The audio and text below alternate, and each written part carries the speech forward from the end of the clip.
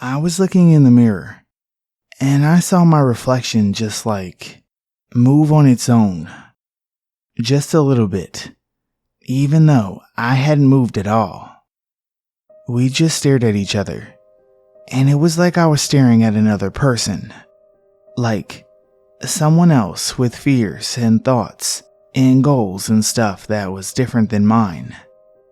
And then it tried to talk to me. I could hear it, and I ran away.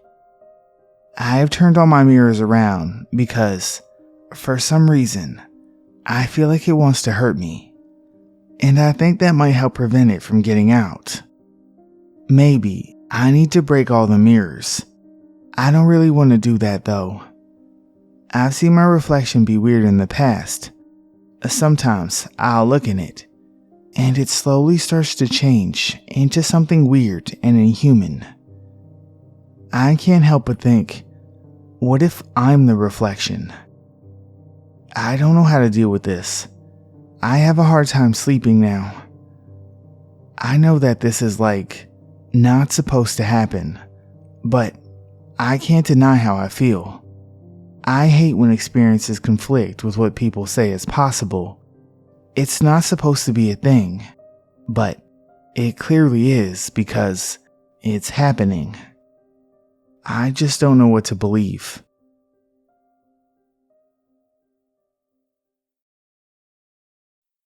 In the summer of 1996, the first week of June to be exact, when I was about 12 years old, my sister-in-law's nephew of a similar age came to spend the night at our house in Karachi. At the time, I used to share the room with our servant, a late teen from a very impoverished area in Pakistan, a very nice guy. My friend and I shared the bed, while the servant was on the other bed in the room. After telling each other stories all night, mostly non-scary stuff, but a bit of scare mixed in for good fun, we fell asleep. At around 5:30 in the morning, I awoke and saw my friend sleeping next to me in the bed. Then I turned around to face up, and at the foot of the bed, I saw a really dark figure hovering.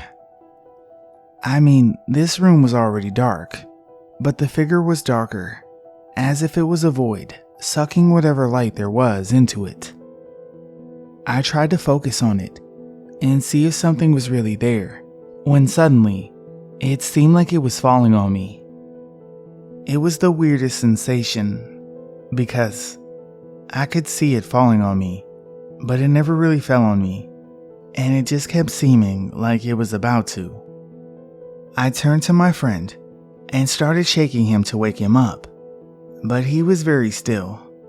I started screaming for help, and a few seconds later, my mother and sister-in-law came into the room and turned the light on. The figure vanished, and I turned to my friend to see if he was awake too, and instead, I found that I was shaking the spare pillow. My friend actually slept in the servant's bed, as he got scared that night, after I fell asleep before him, which was surprising to me, because when I was shaking him earlier, I saw his face clearly and his buttoned-up shirt. It wasn't a case of sleep paralysis, because I could move my body and could have turned the light on, but this figure was right next to the light switch, so I didn't want to approach it. My mother calmed me down and said something like, "You were probably dreaming," and I assured her that I was wide awake and absolutely wasn't dreaming. Since we were up and the sun was about to rise, my friend, my niece, and I decided we would watch it and went up to the roof. We have a flat veranda-style roof that you can walk out on, and at the time, our house was one of the taller houses around. While we were watching the sunrise, we also saw another planet-like, featureless orange body in the sky. At first, we thought it was something weird like a UFO. Then, we noticed it was slowly moving behind the clouds. We started discussing what it could be. At first, We thought maybe it was the moon looking weird in the morning sunlight because the size was comparable, but the body was moving faster than the moon would. And also, it was a featureless body and without the moon's visible craters. So we looked and sure enough, saw the moon behind us. The body just slowly moved behind the clouds, and eventually we lost sight of it. The sun rose from the east, so this body would have been moving in a northeast direction, while the moon was west and slightly high in the sky. I'm not sure if I was visited by something from this orange planetoid thing. The strange figure people usually explain away by saying either I was sleeping or that I had an active imagination. But the planetoid thing, there were two other witnesses. I tried telling my neighborhood friends about the experiences, and they all just made fun of me. I have had other weird things happen in my life, but this was by far the weirdest, and to this day, I have no idea what this was. But what I am sure about is the dark figure I saw, and later, the planet-like body I saw in the sky. It's etched into my mind like it happened only a few minutes ago. This has sparked an interest in astronomy for me. Now, I like taking pictures of the stars and the Milky Way, hoping to one day catch another glimpse of this body. For me, there's two explanations. One being that a large body approached Earth, and the governments world over decided not to panic anybody. But this would be way too hard to actually pull off, because even in 1996, there were enough hobbyist astronomers that someone would have said something, and also way too big of a secret to keep quiet. The other theory is that we somehow peered into an alternate universe that morning. The only thing this doesn't explain is the speed with which this planetoid was moving. It was slow moving in the sky, but fast enough that it traveled a patch of the sky in about 10 minutes. I've not spoken about this to anyone in a really long time, and I'm not entirely sure how it can be explained. If you have any ideas, they would be helpful. Thanks for listening.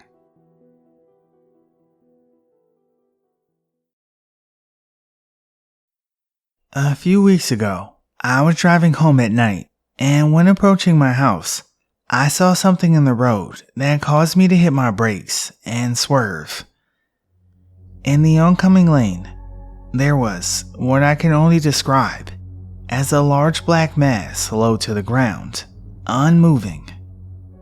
In the initial moments, I thought it was a big black dog lying on the road and was worried that someone had hit it.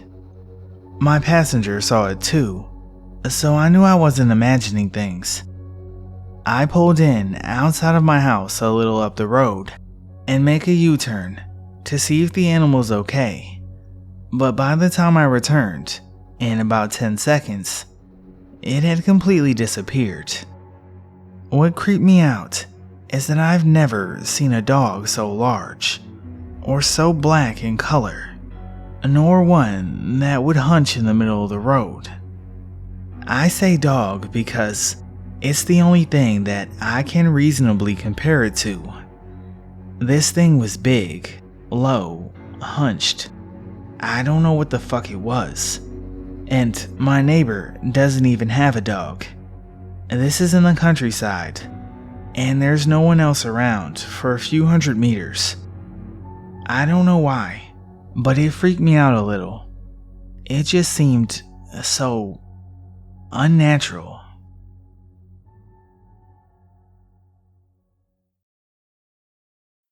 This happened about a year ago.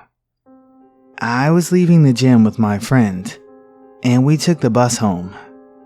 It was a pretty long ride, about 30 or 40 minutes, and nothing really weird happened. We were just joking around and having fun at the moment. But as I was saying goodbye and getting off of the bus, a car came rushing through, and I couldn't see it coming for some reason.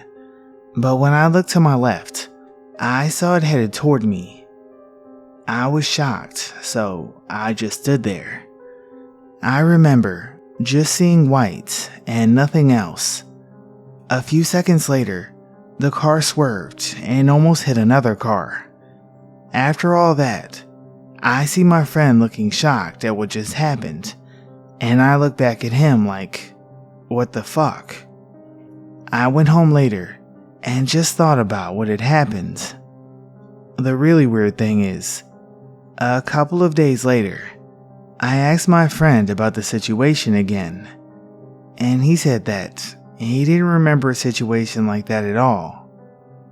That kind of surprised me because he was with me and saw the whole thing from the bus.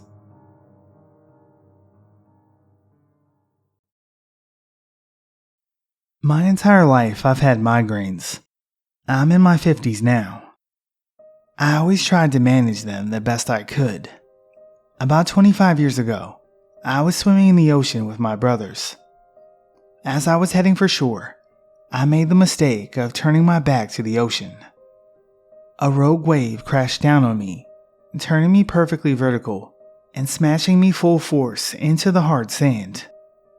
I heard my neck crack and literally saw stars. For one horrifying moment, I thought, I'm totally paralyzed. The wave threw me onto the shore like a rag doll, and I was relieved that I was able to move in every way still. What followed were migraines that were worse than ever. The old migraines combined with the new nerve damage in my neck radiated up and over my head. I went to various specialists.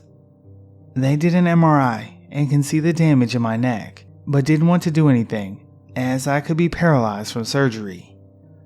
So, I decided to live with the migraines. One day, the worst migraine of my life hit. The first of many after that. I couldn't keep anything down. My partner, at the time, dropped me off at the ER. The pain was so bad I thought, I just want my heart to stop.